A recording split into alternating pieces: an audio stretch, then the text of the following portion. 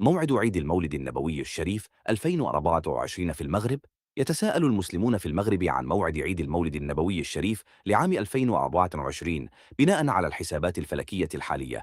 يتوقع أن يكون المولد النبوي الشريف في المغرب يوم الأحد 15 سبتمبر 2024 الموافق 12 ربيع الأول، ومع ذلك قد يتغير هذا التاريخ بناء على رؤية الهلال، وسيتم الإعلان عن الموعد الرسمي من قبل دار الإفتاء في المغرب.